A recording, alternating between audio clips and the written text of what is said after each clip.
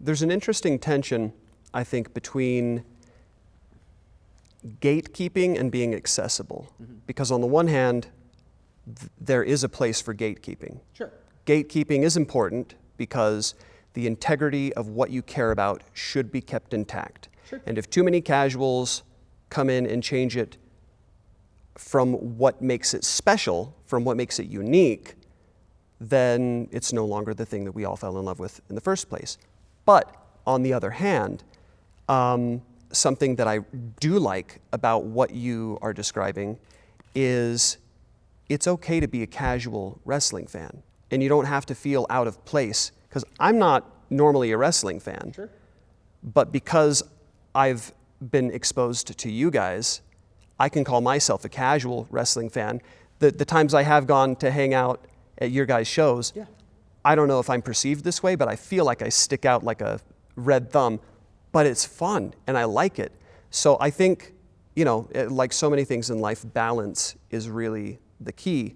I like a little gatekeeping, but I like this trend I think I perceive in the culture where it's okay to just like something, and you don't need to be able to name 10 songs of that band t-shirt you like, Sure.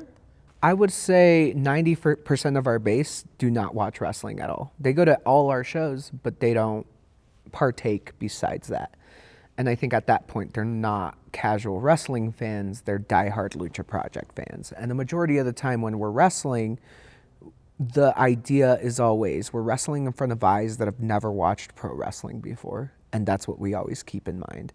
For me, I would rather just open the gates. I would rather have 1,000 casuals than 5 diehards, because we're sharing the art with as many people as possible. That's where I come from as far as like art form and performance. I don't care if someone doesn't watch WWE, but they're there spending their weekend, their time away from whatever they could have been doing to spend time with us. And that's what I care about. I think too, I love the diehard fans. I've experienced this as a musician myself. Yeah. You will not go anywhere without your diehard fans, but Yeah. there is, again, this tension.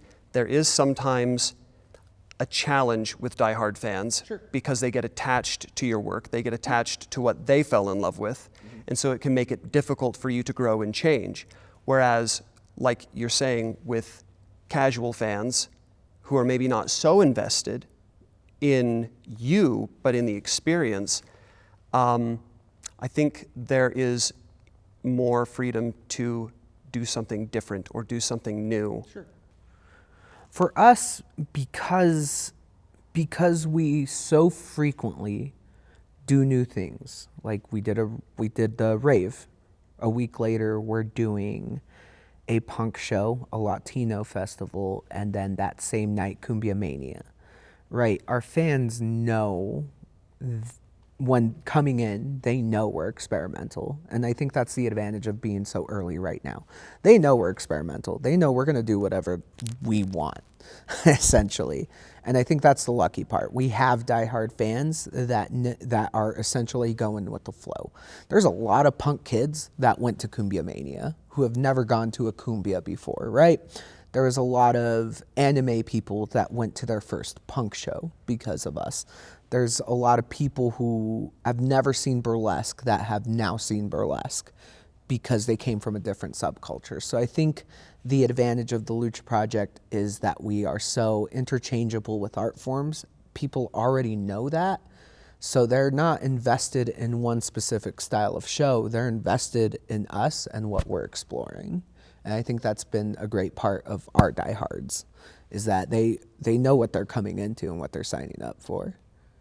We're talking about authentic experiences, organic experiences, having a relationship with your audience. Yeah.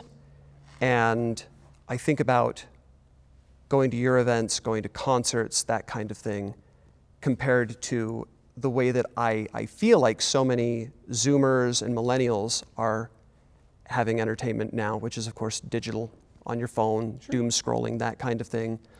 But it's so awesome that when I've gone to your shows, I see young people and they are engaged, and I I think of things in a bigger picture, and I think if I wave my magic wand, this might be part of perhaps a movement where we reject doom scrolling on Instagram or TikTok, watching videos, getting dopamine hit after dopamine hit, and instead going out and having authentic experiences. Yeah. And I know that everybody has kind of ADHD brain, and maybe that's why, yeah, me too. Yeah, I have ADHD brain. I think that's a part of the reason why I think we feel so authentic is because I'm not organized.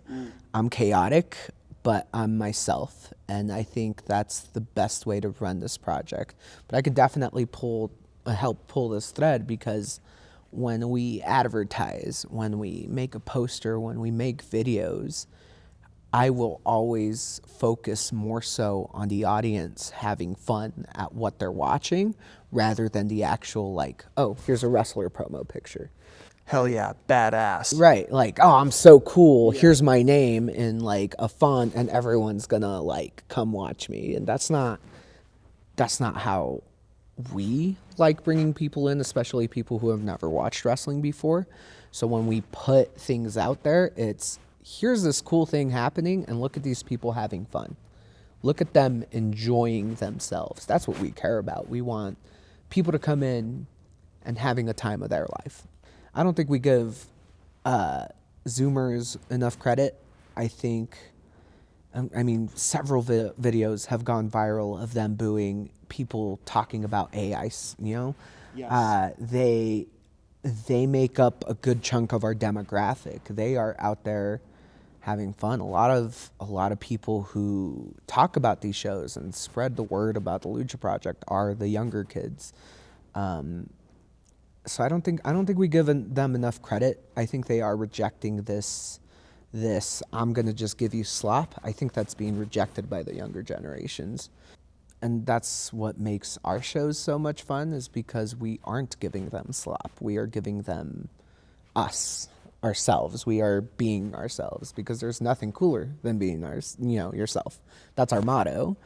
I think when we're talking about authenticity, when you go to a wrestling company that's more traditional, your top guy is going to be cookie cutter. He's going to have muscles. He's going to be jacked. He's going to look a specific part. And our biggest attraction, our most popular guy, is a fat guy who wears anime girls on shorts and a shirt. And he is a weeb, and his name is Alex V, and they love him more than they love anyone else we bring. And that's part of it. There's nothing cooler than being yourself. He is himself, and he is the most popular guy we have. He doesn't have a six-pack. He's chunky as heck. He's the most popular guy we have. So that's authenticity for you. I don't want a cookie-cutter wrestler. I want someone who are themselves and who can connect it with an audience just because they're them. Yeah, I think there's something to that Ronnie James Dio line, we are an imitation of the crowd, where, if people can see themselves in the performers, it makes it maybe easy or easier to relate. And yeah, that's also interesting too, because I see a lot of diversity in presentation, like whether it's I'm the anime guy, or Princess Deathwish, or the one I was at some months ago, it was like a Russian Vlad, bald guy who was like eating glass or some crazy shit like that. Okay. And I think there's great diversity there. And I hope, and I think you're probably right about Zoomers, reject AI, living on autopilot, pursue real experiences. And I'll tell you too, filming you guys, I filmed you a few times, is a lot of fun. Yeah. And I noticed there's no shortage of cool stuff to capture filming. But one thing that I found myself doing that I remarked upon was I really enjoyed getting the audience reaction shots. Because like watching them go from this to like, was like a lot of fun, like capturing those little micro magic moments where neurons light up and stuff in people's heads. Love it. Yeah, that's the whole reason we do this, is for the reaction, for the moments. I fell in love with wrestling because of moments, because of a minute of something that shocked me or something that gave me like a strong sense of like, oh, this guy overcame so much and he's doing, no, that's gonna suck. He's doing something really cool. So yeah, no, we're very audience oriented. Like that's who we cater to more so. And I think it translates well. Like we film for TV. I think it translates well onto the TV audience that watches us episode to episode. But that's what we're about, is about people and about those moments. We talked about gatekeeping. Yeah. Let's see if I can tie this together. One type of gatekeeping that I'm very keen on is protecting the community, at least the community I'm trying to build, from corporate encroachment, because I want Grillfest to be awesome. I want it to be badass. Yeah. We need money. We need support. But I also don't want it to be Grillfest presented by Home Depot. Sure. You know? Where did you get the idea to become a wrestler? And how do you even get started in that community? To me, it seems like there's WWE and nothing. But it seems like with music, there is underground scene, then you make waves, you get a smaller label, then you do well, then you get attached to a medium or a big label, and then you're part of the big leagues. Sure. I think it's the same for us. I think when I compare the life of an independent wrestler, I compare it to local bands. I compare it to comedians. I compare it to sports too, because essentially a comedian will go to an open mic to try out his joke set. A band will do the same, open mics, or try to get on any bill just so they can get in front of an audience. We try to get booked as much as possible as wrestlers so that we can get seen, and we're all trying to go upwards. We're all trying to build an audience and get to the point where we're signed and we make money. It's the same thing. There's a lot of independent wrestling. There's a lot of alternative wrestling now that there wasn't. There's different genres. There's lucha libre. There's deathmatch wrestling. That's very violent. We typically like we like variety on our cards. We like different styles of wrestling, and we like putting them together. But then there's Japan. There's going out of the country. There's leaving your hometown. There's leaving the radius of 40 miles and going to a completely different state. We work towards doing that, and there's just like any other art form that's independent performance is you go out there, you meet people, you try to build connections, and you try to perform as many places as you can until eventually someone spots you and signs you. There's not a lot of differences between that and music and comedians and, again, sports, because, you know, you're going to college, you're working up the levels to try to impress someone so you can get a job in the NBA or the NFL, right? So yeah, for us, it's more competitive. There's 100 jobs as a wrestler in WWE, and there's like 10,000 of us. Like that's a lot of competition. So yeah, I'm content with being an underground wrestling company. I'm content with wrestling every weekend. That's where I'm at. But other people are gonna have different drives. But there's a lot of parallels. You mentioned getting signed. Yeah. But you don't mention getting absorbed by WWE or whatever. Oh, so yeah. For you, what does getting signed mean? Because I'm not intuiting that you want to be part of a well-established, pre-established, big corporate adventure. And that doesn't seem in line with who you are and what you're all about either. No, there's a lot of people who are trying to get there. And I'm going to always do my best to help people get there, right? I'm never going to promise someone's going to get signed. I'm never going to promise that someone is going to make it big. I just can't make those promises. What I can promise is we have a lot of eyes on us. I'm going to share that spotlight with you, and I'm going to hope the best for you. And if I get a chance to swing for the fences for you, I'm going to swing. And we had someone who got a tryout, and I swung for the fences for. We have... like ICP, one of their managers texted me. It's like, do you have an opening act for us? I immediately texted people who have performed for us and ate shit with us. Insane Clown Posse? Yep, Insane Clown Posse. And I texted, and it's my favorite screenshot. It's literally just says, hey, do you want to open for ICP? And the response was, are you serious? And my response was, yep. I will always swing for the fences for you, but I'm never going to promise that you'll get there. Everyone has their moments where they connect with wrestling and decide that that's what they're going to do. For me, my mom was diagnosed with cancer. She was out of state dealing with that, kind of left me and my grandma and my aunt to take care of me. And, I was in a dark place. I started watching on a whim wrestling, and I got hooked. A year later, I went to my first live event with a wrestler main eventing by the name of Sabu. He was famous. I knew who he was. I wanted to go. It was grunge. I was there in person. I was interacting. I was booing. I was cheering. And then a year later, they're like, hey, we do a school. Come train. And that's how it started. I trained for a while, had my first match, and it's been a roller coaster ever since. But just to kind of connect it to the other question, where we're talking about comedians doing their sets or football teams practicing, we have to practice too.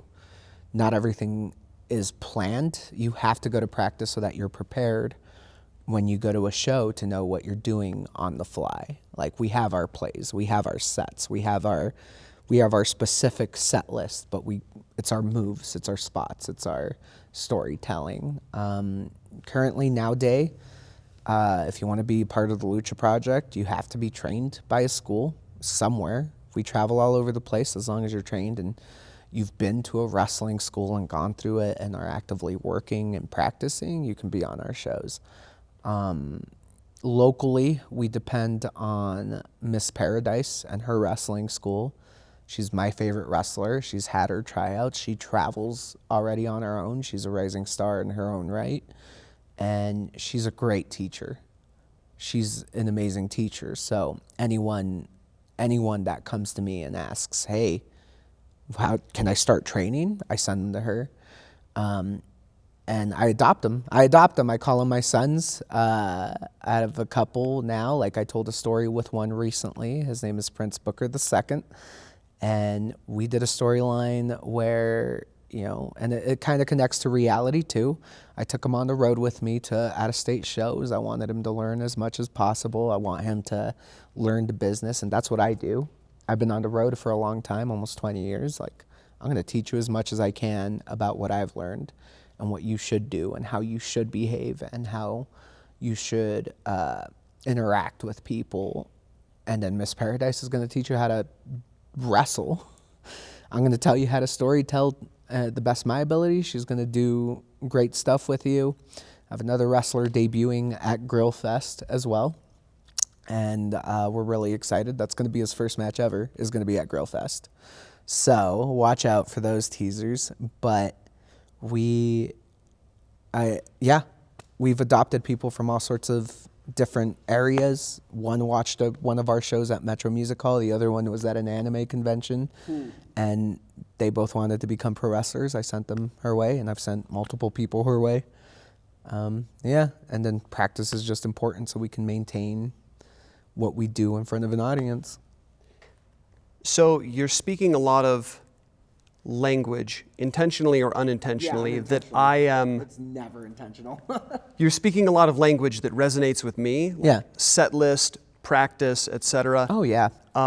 So, number one, you addressed a question that I had in my head, which is, can you just show up off the street and start to wrestle? No, you need to go to a training school. Once you get a certificate or somebody's endorsement, then they can become a part of your team. I would say endorsement. Or audition for your team. I would say endorsement. I would say, I will talk to your trainer if you're new, especially in our scene. I'll be like, is this person ready? And then we'll have a discussion from there. It's never no with me. It's never a flat out no.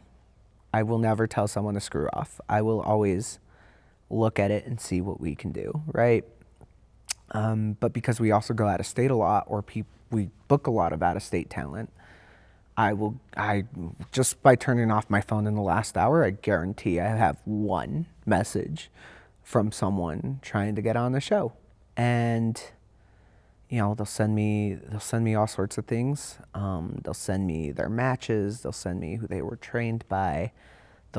You are essentially competing to try to get on a show, and you're doing your best to capture the attention of someone who's booking that show, and that's my inbox every day now.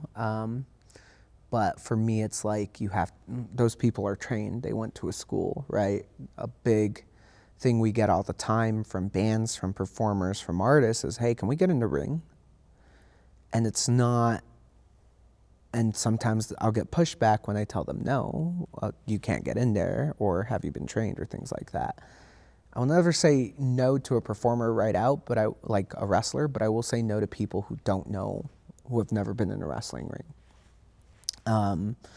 It's a safety thing. It's a liability thing. It's not as easy to stand on as usual. I have to have this conversation of safety with people before they get in there. So to just jump in and be a pro wrestler overnight, it doesn't happen.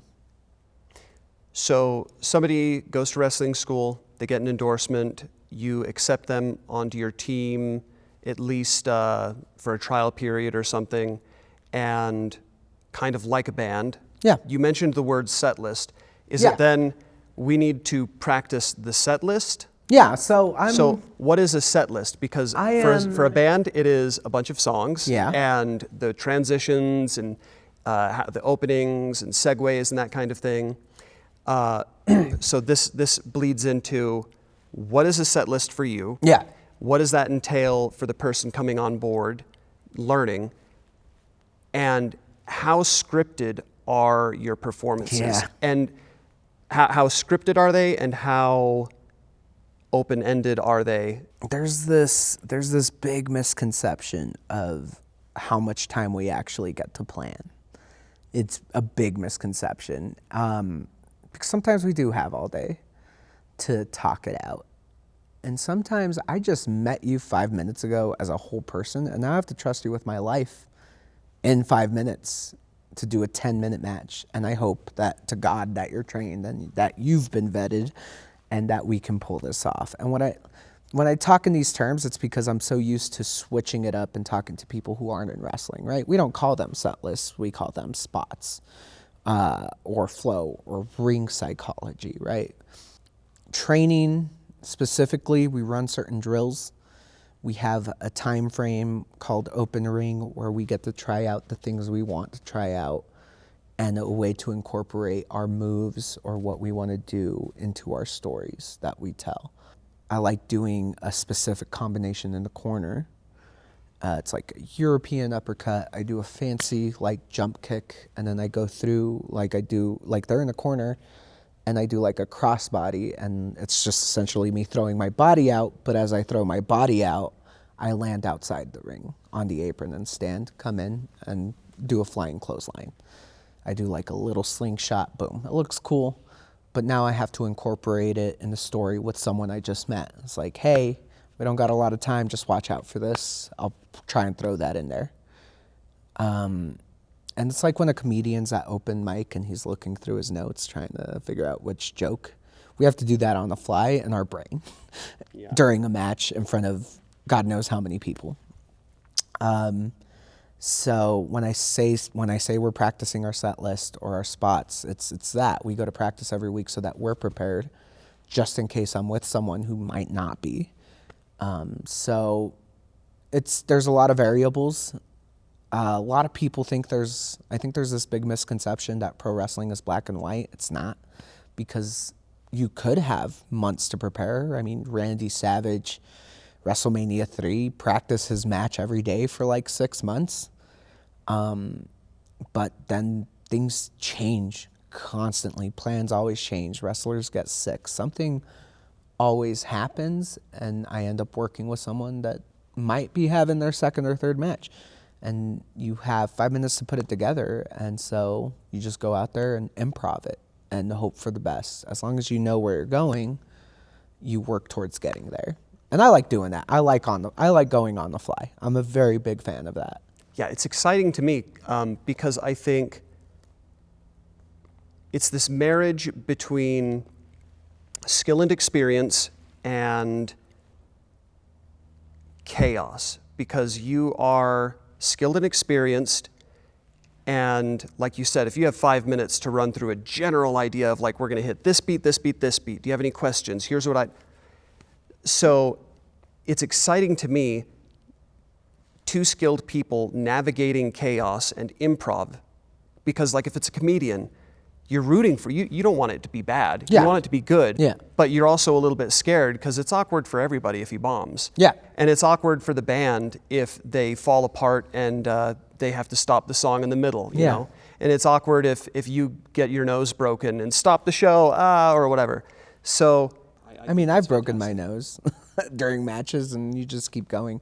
what is the worst injury that you've taken? I broke my neck. Yeah, it was crazy. I think that's the worst. I wouldn't say most painful. It was pretty painful. I think separating my shoulder, like dislocating it, was way more painful. And that one's easier to fix. That one you just pop it back in. But man, does it hurt. But I broke my neck once. It happens. They kind of carried me out. It was kind of. It happens. It was ironic because later in the same match, it was a Rumble. It was like 30 people in it. I was earlier on when I broke it, so they had to like figure out how to get me out of there. While at the same time, everyone's freaking out because someone's supposed to fake break their neck later on and do like the whole stretcher thing and this over concerning thing when it happened to me for real. It was rough. Typically wrestlers are under, like, we're trained to just keep going if we get hurt during a match. But a broken neck's a broken neck. I'm not going to move. I'm not going to go anywhere. I know other people could probably tough it out. I couldn't. I couldn't do it. So, yeah, that happens. I've finished matches with twisted ankles, pulled knees, separated shoulders. Like, I would keep going. But the broken neck is the first time where I was like, yeah, I need a hospital. How did that happen? What went wrong? I was on this dude's shoulders, and his tag partner came off the top to clothesline me. I'm supposed to backflip. I didn't complete the backflip. So you were on his shoulders. Yeah. What does that mean? It's, you know how you'd like... You were like on his shoulders There's with his his head head, there, he's like doing standing. like that kind of a thing? Yeah, well, yeah. He picked me up. We were Okay. straight up. And then dude was coming off the top rope. I was just like, oh shit. I'm supposed to get clotheslined, backflip. So the guy had you on his, like with his dick in your face. Oh, no. He was facing outwards. So it was like, you know how you play chicken in the pool? So his legs were coming this way. My legs. Yeah, so if I'm the guy, I have you on my shoulders, Yeah. and somebody came and clotheslined you while you were on top of his shoulders, Yep. and he was standing? Yeah. So it's supposed to be like this backflip. I didn't complete it. Landed right on top of my head. It was I'm rough. glad you're with us. Yeah, me too. I only took 3 months off. I should have taken the whole year off. They told me I should take the whole year off. I didn't need surgery, but it was enough to take me out. And then they were like, you should take a year off before you go in. And I was like, cool. And then that September, I was just like, let's have like 30 matches. Holy guacamole. Who is Princess Deathwish? Ah, Because you are not who I see on stage. sure. Who is Princess Deathwish? When I started, I connected so much of myself to Adan Reyes. That's who I was. So much so that after a while, people started calling me a diva or a princess. And that just kind of stuck. Everyone was like chanting princess. I took advantage of it. I'm like, I'm princess now, Princess Reyes. And I've told this story so many times. I've climbed this. I was in a ladder match in Washington. I was climbing. Someone comes down from underneath and power bombs me from the ladder. My foot got stuck on the ladder, so it brought the ladder right on my face, right here, where you see the scar. And I almost bled out. And the person who took me to the hospital was like, hey, you should call yourself Princess Deathwish. And that's how Princess Deathwish was born. COVID happened, so there was a lot of time to simmer. First match back from COVID is when I named myself that. And you're right. So like Adan and Princess Deathwish couldn't be further apart. but it used to be not like that. I used to be my character, whereas now I've grown older, I've matured, I've changed quite a bit, and now Princess Deathwish is this diva, attention whore, who loves to perform, loves being the bad guy, loves being the good guy too, loves attention, but it can be good or bad. If I'm being booed, I'm going to soak it in. If I'm being cheered, I'm going to soak it in. And there's a lot of people who have connected with that and have decided that I need to be cheered. I've been turned a bad guy to a good guy so many times by an audience. And you just kind of go with it. Whereas me, myself, I'm more reserved than I used to be. I'm more chill than I used to be. I'm less social than I used to be. I've kind of grown up. It's just I was talking about it last night with my friends who like I've made throughout wrestling, and they're like, "This is the most clothes I've seen you with on," and I'm like, "Yeah, I'm also shyer in person." I realized, and I was like, I used to not be that way. So it seems like Princess Deathwish has gotten all the attributes of being this attention whore, and I got stuck kind of being a normal person now. So it's kind of crazy. I identify with that, obviously, I think to a much lower degree. Yeah. But I myself am definitely an introvert, definitely more chill. But when I get on stage, it's not Princess Deathwish, but it is different. It is bolder, Yeah. more bombastic. So it's not a persona necessarily, but it is just kind of interesting how maybe it's similar for you. I feel like when I get on stage, because people say, "Man, like, you're so blah, blah, blah, blah, blah, so energetic, so," and I'm like, "You're going to be disappointed if you hang out with me." Like, I don't want to, I want to go eat and I want to chill or whatever. Yeah. I think for me, when I get on stage, it's a controlled environment and there is a beginning and there is an end. So I know that I'm not going to have to be crazy for long. Sure. And yeah, I don't know. It's a controlled environment where I can be a little crazy, I guess. That makes sense to me. I think I compared it to like a portal where here's Adan, here's the curtain or whatever we're using as our entrance set, and then there's the audience on the other side. I go through this portal and it completely like swaps my body out with this whole other person who is now Princess Deathwish, now performing in front of an audience. There's a switch, there's a moment where you don't think about it. It's just like breathing. You're that person now for the next 10, 15 minutes, 20 minutes. Then you come back through and you're back to normal. It's such a weird, but I love it. It's such a weird thing to experience. It's so abnormal for a human, I think, but it's still pretty cool. Have you ever been driving and all of a sudden you like almost kind of wake up because you're making your turn to where you're going and you're like, did I time travel? Yeah. Do you do that when you're on stage? Because I've had that where I feel like maybe I dissociate. I feel like I call it robot mode. I get on stage.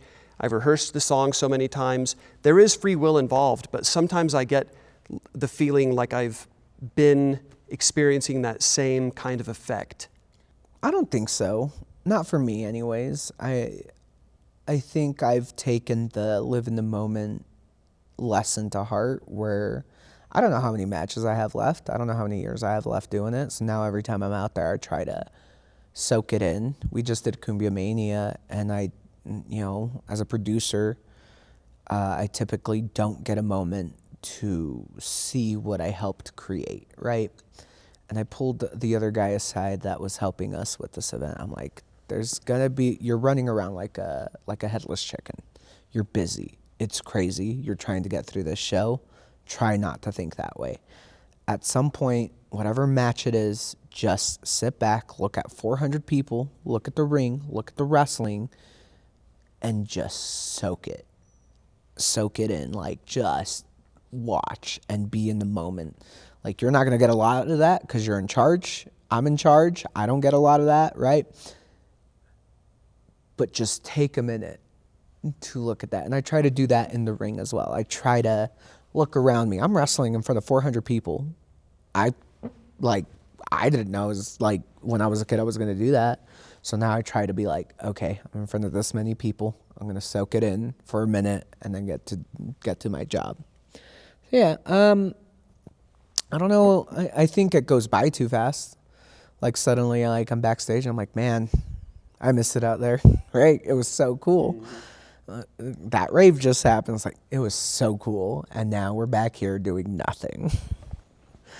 You brought up that you might not be able to do this forever, and that makes me think, what's your end game? What do you envision yourself doing when you're 40, 50, 60? Where do you want to take this? I think I'm just gonna ride the roller coaster. I never planned for the Lucha Project to be more than I just want to be at home and I want to do cool shit. And now it's exploded, and we've done a lot of more cool shit.